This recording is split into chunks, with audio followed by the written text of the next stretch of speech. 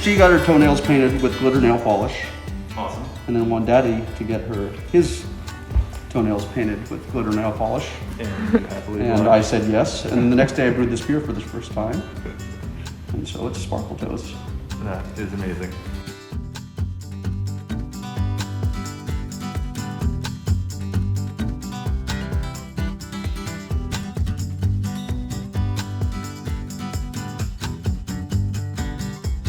My name is Tom Bath, and I am the co-owner and head brewer at Loaded Question.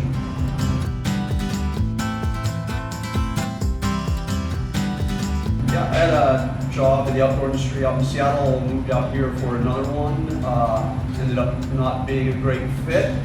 And I liked the Portsmouth area, I wasn't sure what to do, but I've been brewing for 20 years and decided to open a brewery, so here I am.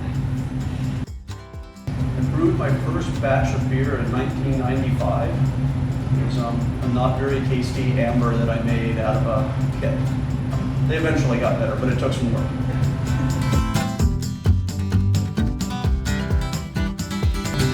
So I probably drink IPAs the most often because it's kind of a versatile beer. There's everything from big, heavy, super flavorful ones to really light ones, but kind of both my drinking and my brewing are a little ADD. I'm all over the place, depends on the season, the weather. Am I gonna savor one beer and drink too many? Variety is the spice of life, so it's beer.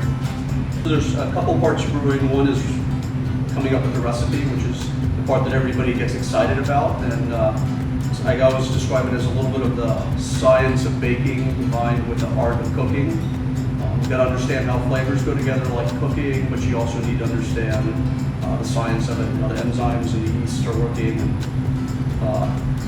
the water chemistry, things like that. But the process of brewing itself is mostly cleaning.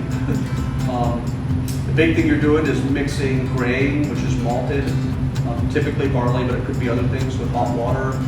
That hot water activates enzymes which break unfermentable starches down into sugars, and then you boil that fluid, add hops, maybe some other items in there for certain beers. Then you pull it down and put yeast in it. There's an old saying in brewing that brewers just make work, which is what we call the fluid before we put the yeast in it, and yeast makes beer. So to me, being a good brewer is being a good yeast farmer. Keep the yeast at the right temperature, make sure there's enough of them, and they get all the nutrients they need. So.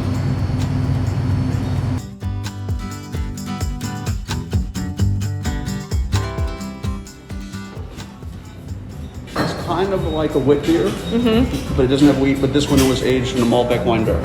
Oh, cool. And then this is a kettle sour, and I make it different every time. This one is blackberry, and it's not as tart as they normally are. It's like lighter and more refreshing.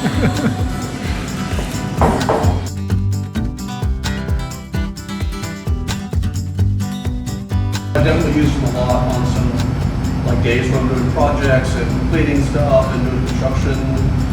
Moving fermenters around. They're definitely a super rugged shoe. They were, you have to want to like them. They'll be a little uncomfortable at first, but once you work them in, you're gonna love them. They're nice, comfortable, durable, shoes. I am a social drinker, so I rarely drink if I'm not out. Right now, honestly, my favorite place to drink is probably out on that patio right now.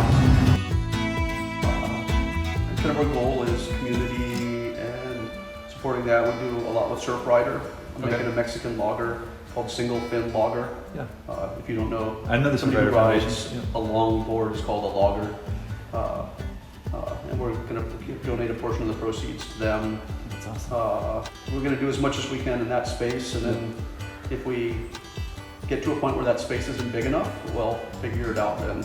I don't always have to be the only brewer. But if we get to the point, I know a lot of breweries have gotten too big for people who started it. Really, their hands are out of the beer and not involved in it anymore. If we get to that point, I fail. Loaded Question is west end of Portsmouth, kind of in the old industrial buildings, the end of a long hallway, with a great sunny patio out back. We're open 7 days a week, and people are always out enjoying the weather on the beer garden.